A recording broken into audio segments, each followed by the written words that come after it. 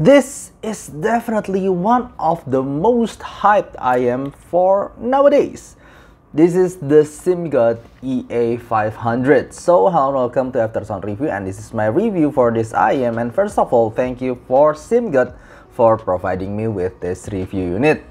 And yeah, it costs around $90 and using a single dynamic driver with 2 tuning nozzles. But the question is, can it fight against the nowadays great IM for around its price point? Because the competition is definitely tight. So just like usual, I will break down this review from the build, fit, frequency response, sound, and comparison. They have really good build quality. You can tell at first glance that it's all full made of metal and it has some convincing weight on it. So yeah, it does feels like a premium IM.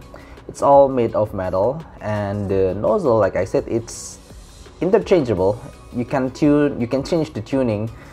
It's really easy to remove them, just like the Moondrop Kato or TRN Kirin. You got these two different kind of nozzle. One is marked with black ring and one is marked with red ring. The red ring for the Harman 2016 they say, and the black one is for the Simgot classic tuning. And it's really easy to take them off and on. Yeah, just unscrew and screw them like this. And they're also using 2-pin connectors with nice cable that actually feels quite flexible.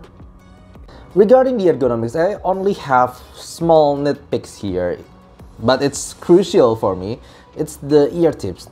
You only get one kind of ear tips like this in the packaging, and it looks like the Custom AET08. And personally, for me, no matter what size I tried them, I couldn't really get a proper seal. So on those ear tips, I do feel that I couldn't really get the bass performance from this IM. It will sounds kind of thin, and using the, especially when I'm using the black filter, it sounds overly sharp.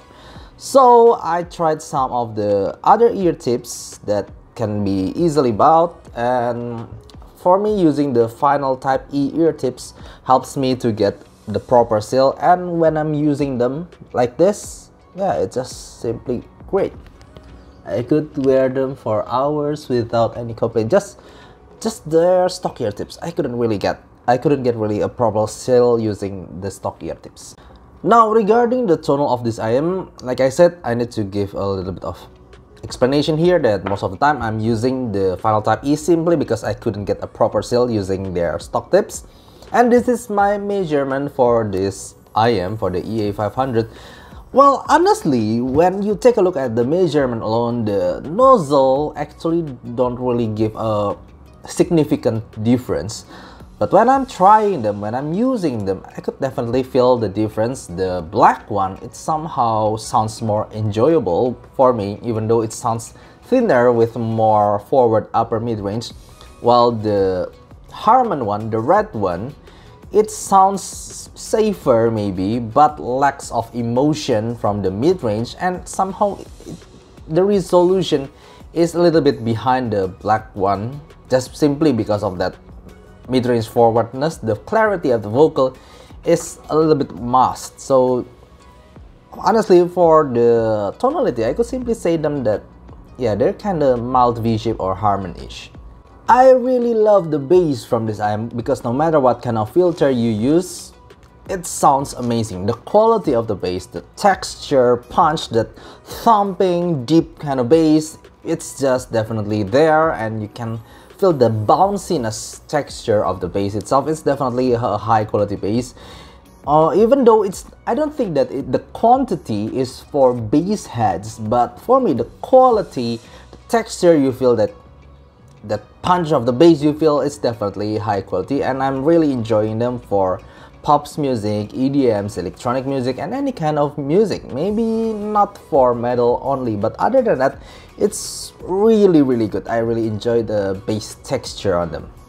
Now, simply said, regarding the mid-range, I would say that they are quite well tuned, but not class leading, because no matter what kind of nozzle that I use, when I'm using the red one, I feel that the vocal is somehow a little bit too recessed, even though the frequency doesn't really show that.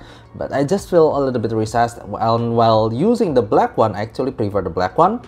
It sounds more forward, it has better clarity, but sometimes it feels kind of thin, especially for male vocals. When I'm hearing like Josh Groban or Michael Bublé, I do find that it's not thick enough. It's lacking some mid-range forwardness in that. It lacks some lower mid-range for me, but it's not class leading, even though I would say that it's still good and enjoyable. But if you comparing them with the Aria or the Dunu Titan S here, I do still that there's something that makes the vocal doesn't sound as natural as the Aria or the Dunu Titan S. I do feel that the slam kind of smoothing over the mid-range that doesn't really give a natural feeling to it. Nevertheless, it's an enjoyable mid-range, especially when I'm using the black filter one, but it's not the best. It's still a little bit too thin for me, and it's somehow the timbre, it's not really natural, especially when I'm trying them, comparing them with the Aria or the Dunu Titan S. I actually really like the treble performance on them. It's nicely extended. I could really hear the upper frequency from them. When I'm hearing music for classical like La Campanella or La Primavera, the upper treble is nicely there. You can hear the air frequency up there when you're hearing cymbals, when you're hearing violin, when you're hearing some percussion. It's just performing really well, but I do feel that it's not perfect. It's just really nice and enjoyable, especially after trying lots of items around this price point. I do find that the treble sparkle on them is nicely extended, and I do love them. Now, as an overall, as for its tonality, I really like the bass. It's very textured. I also like their extended airy treble, but I don't really like their mid-range, simply because there are competitors like the Aria or the Dunu Titan S, simply because there are competitors around its price point. But it is still enjoyable. As for a whole package for its tonality, it's pretty much safe to say that they are really safe for a lot of genre and really enjoyable, also quite fun, but doesn't get over. It doesn't have too much bass or too much mid-range or too much treble. They're just nicely extended and well tuned. Also, one thing that for me makes them quite special in its price point, again, comparing with the benchmark for $80 like the Aria or the Dunu Titan S, I do feel that, simply said, the EA500 is better in terms of the technical point. They simply sounds more resolving. The mid-range is clearer with better note definition. When I'm trying guitars and piano, I could definitely sense the note clearer compared to the Titan S or Aria. And when I'm trying the music, like we don't talk about Dunu from Encanto soundtrack from Disney, it has lots of elements of music there. The Dunu Titan S or the Aria simply feels more hazy and it's not really clean, while the imaging and separation, I could feel them better with this EA500.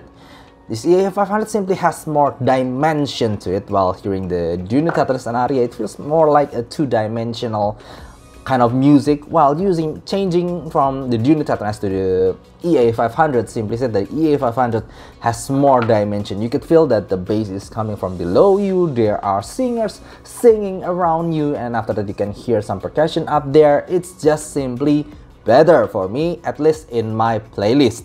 So simply said, even though it has a really nice tonality, it also accompanied with one of the good ones technically around its price, but of course it doesn't have the same resolution as the Dioko.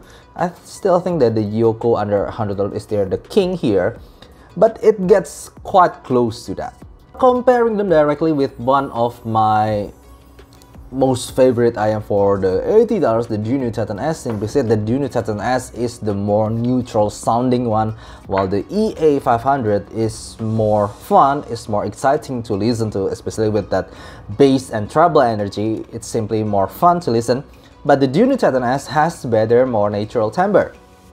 So honestly, when I'm hearing vocal especially, and also while I'm hearing acoustic music, I do find that the Dunu Titan S is simply more natural, more closer in real life when I hear them.